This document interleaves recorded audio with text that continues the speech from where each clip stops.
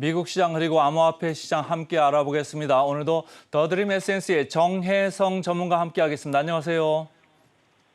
예, 안녕하세요. 정혜성 전문가입니다. 자, 그린 요정으로 돌아왔나요?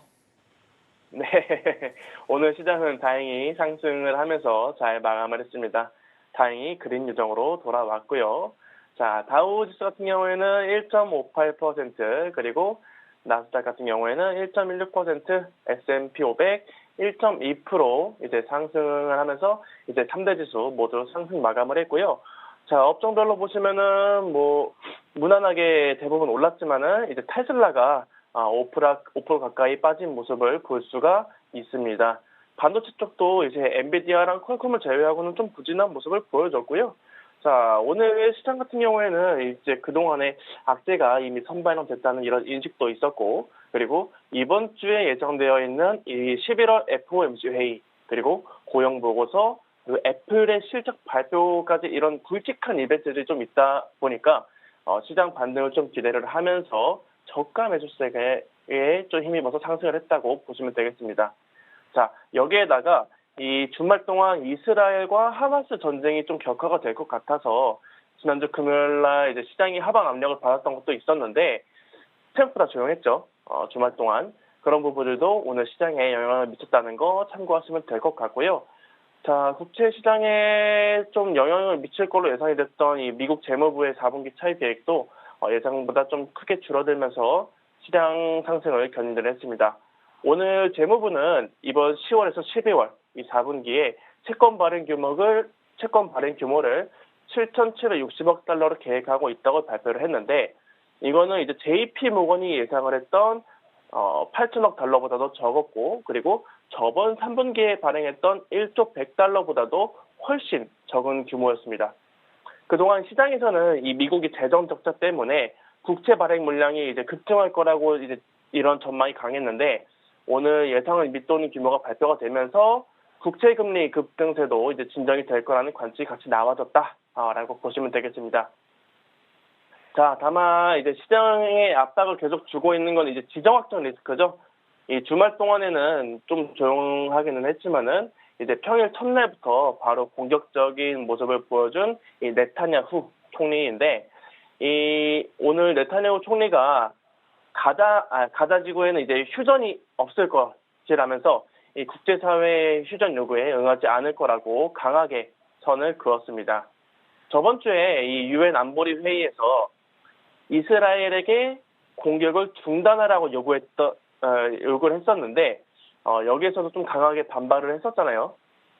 진짜 이제 끝을 보려는 생각인 것 같습니다. 물론 이게 이스라엘과 하마스 안에서 좀 끝나면 다행인데, 문제는 이제 이란의 개입이겠죠. 이란이 지금 계속 선을 넘었다, 가만히 있지 않을 거다라는 입장을 내비치면서 아직까지는 경고만 하고 있는 상황인데, 만약 진짜 이번 전쟁에 개입을 하게 된다면은 시장에 큰 충격을 줄 것으로 예상을 하고 있습니다. 하루빨리 이 전쟁이 마무리됐으면 좋겠고요. 자, 그리고 좋은 소식도 있었습니다. 이제 6주 이상 이어졌던 이 미국의 자동차 노조 파업이 종료가 됐습니다. 자동차 노조는 이제 지난 25일과 28일에 포드와 스텔란티스와 이제 합의를 했고, 남은 건 이 GM, 이 제너럴 모터스 뿐이었는데, GM 공장에서 이제 4천 명의 파업 인원이 좀 추가가 되면서 압박 수위가 높아지니까 이제 GM도 잠정 합의에 이르렀습니다. 구체적으로는 이제 합의 내용이 딱 이제 나오지는 않았지만은 포드와 스텔란티스 수준일 것으로 예상이 되고 있고요. 포드와 스텔란티스 같은 경우에는 급여를 즉시 11% 인상함과 동시에 28년까지 최소 25%의 임금을 상승하기로 했다는 점 참고하시면 좋을 것 같고요. 자, 그리고 오늘 밤부터는 이제 FOMC 회의가 11월 FOMC 회의가 진행이 됩니다. 11월에 이제 기준금리를 동결할 전망치는 이제 지금 96.7%를 기록을 하면서 사실 거의 기정사실화됐다고 보시면 될 것 같고요. 12월도 이제 기준금리 인상은 없지 않을까, 동결하지 않을까 이렇게 생각을 하고 있는데, 자, 그렇다면 우리가 주목을 해야 하는 거는 이 향후 통화 정책이 어떻게 방향을 잡을지를 주목을 하셔야 됩니다.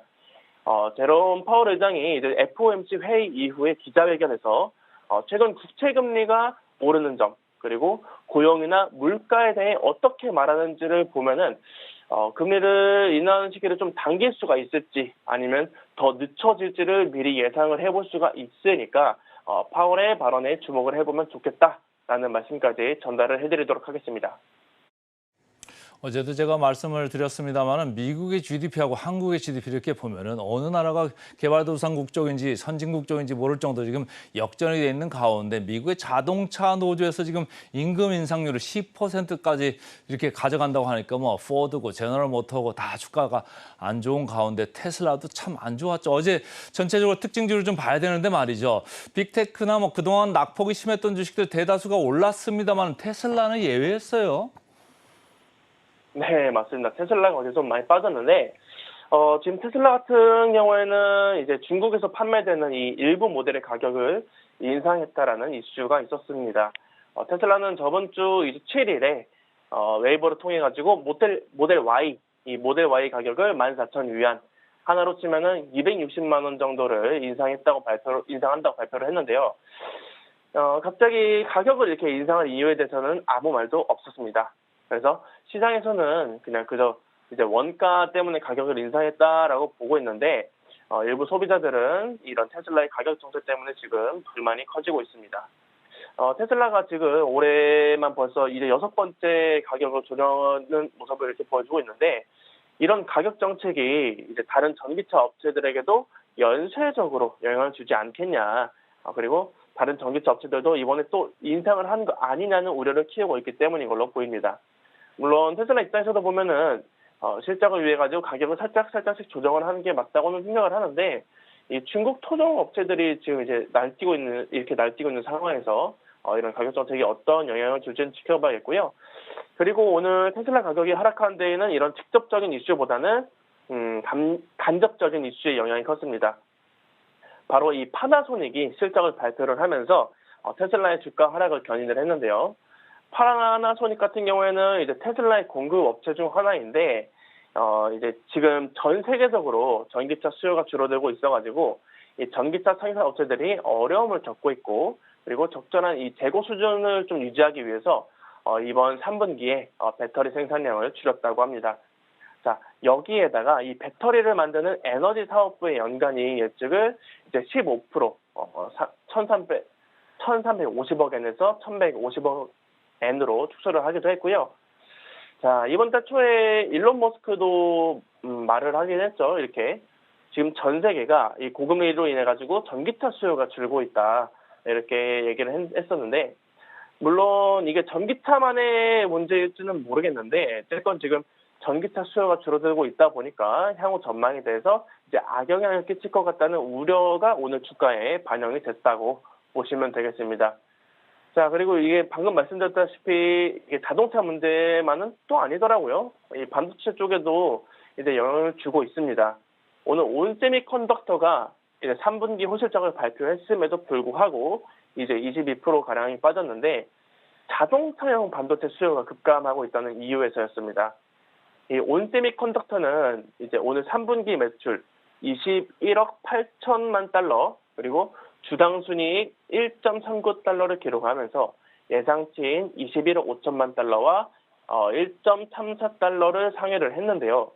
이후에 4분기 전망이 문제였습니다.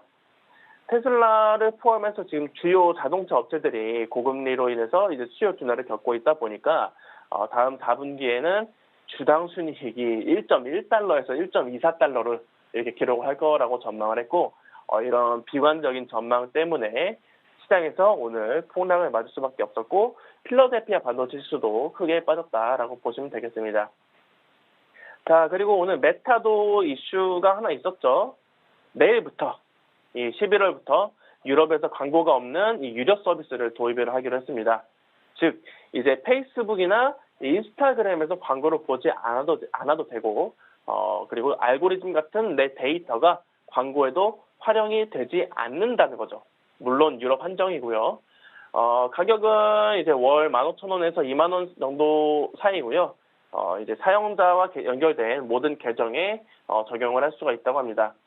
자, 메타가 이렇게 유럽에서 구독 서비스를 내놓은 건 이 유럽의 규제를 피하기 위해서라고 보고 있습니다. 유럽 같은 경우에는 지금 이 타깃형 광고를 위해서 사용자 데이터를 수집을 하는 게 개인정보를 침해한다고 판단하고 있기 때문에 메타는 이 규제를 피하기 위해서 광고 수익을 일부 좀 포기를 하더라도 유럽 시장을 포기하지 않겠다. 그리고 과징금도 부과받지 않겠다라는 의지를 보였다라는 이슈까지 전달을 해드리도록 하겠습니다. 어쨌든지 전체적으로 보면 자동차, 전기차 이쪽 관련돼서 주식들은 좀 안 좋았는데 다른 쪽은 좀 괜찮았다 이렇게 좀 정리를 해보고요. 자, 비트코인으로 가볼까요? 비트코인 최근에 상당히 급하게 올랐었는데 잘 견디고 있습니다. 네, 암호화폐 시장은 여전히 견고합니다. 이 비트코인 가격도 지금 4,600만 원 하나로, 그리고 달러로는 34,000달러 이제 구간에서 횡보를 하고 있는데 투심은 여전히 살아가 있죠. 모두 이 비트코인 현물 ETF에 대한 기대감 덕분이라고 보시면 될 것 같고요. 이 알트코인들도 이제 하락하는 코인들보다 상승하는 코인들이 좀 더 우세하다라는 점 참고하시면 되겠습니다. 자, 연말로 다가가면서 이 비트코인 현물 승인 예정 시기로 다가가면서 이 최근 투자자들의 관심을 이렇게 많이 받고 있는 이런 코인 시장입니다. 자, 여기에다가 이스라엘과 하마스 전쟁이 이제 미국 증시까지 그렇게 썩 좋지 않았다 보니까 대체 자산으로서의 시선이 이제 쏠린 경향도 없지 않아 있었는데요. 자, 이전에 물렸다가 이제 탈출 기회가 생기신 분들은 고민하지 마시고 일단은 탈출을 하셨다가 적당하게 비중 실어가면서 투자하시는 걸 권장을 드립니다. 그리고 이렇게 시장이 이렇게 좋다 보니까 지금 계속해서 이런 관련 이슈도 끊이지가 않고 있는데 최근 이 워싱턴 DC에서 이 증권 집행 포럼이 열렸었거든요. 여기서 이제 이 SEC의 게리 겐슬러 위원장이 우리 SEC가 지금 8개에서 10개의 비트코인 현물 ETF 신청서를 검토 중이다. 지금 뭐 미리 판단할 수는 없겠지만은 시기에 대해서 정해진 건 아무것도 없다라고 말을 했습니다. 자, 여기서 중요한 포인트가 뭐냐면은 이 게리 겐슬러는 이 비트코인 현물 ETF가 확실하게 승인이 될 거다, 되지 않을 거다라고 얘기하지 않은 점이 이 시장의 분위기를 지금 끌어올리고 있다고 보시면 되겠습니다. 자, 왜냐면은 SEC가 이 그레이스케일과 소송에서 좀 항소를 해버리면은 이렇게 인정할 수 없다, 이렇게 얘기를 해버리면은 그만큼 또 이게 시기가 뒤로 늦춰지는 거거든요. 그리고 이 법원의 결정에 따르지 않았다고 이 블랙록이나 아크인베스트 등의 이런 신청자들로부터 또 소송을 당할 수도 있고요. 그래서 지금 이 SEC가 한 번에 이 동시다발적으로 비트코인 현물 ETF를 승인할 수 있다는 기대감이 다시 한번 이 투심을 이끌고 있다라고 생각하시면 좋을 것 같고요. 만약 이 비트코인 현물 ETF가 승인이 된다면은 어느 정도의 자금이 이제 시장에 유입이 될지에 대한 관심도 같이 늘어나고 있습니다. 이 규모는 지금 증권사별로는 좀 천차만별이기는 한데, 뭐 블룸버그나 블랙록 같은 경우에는 뭐 전 세계의 시장 규모를 생각을 했을 때 최대 200조 원까지 자금이 들어올 거로 보고 있고요. 반대로 뭐 각국의 규제나 이런 변수 등을 고려를 해서 뭐 은 ETF 수준의 최소 13조 원 정도부터 자금이 들어올 거라고 이런 보수적인 의견도 같이 존재합니다. 자, 13조가 들어오든 200조가 들어오든 이 현물 ETF가 승인이 된다면은 결론은 시장에 이렇게 들어온 돈은 많아지게 되고 비트코인 시장에는 긍정적일 것이다. 결국에는 호재다라는 의견까지 전달을 해드리도록 하겠습니다. 그동안 어쨌든 아침 이른 시간부터 많이 고생해 주셔서 고맙습니다. 네, 감사합니다.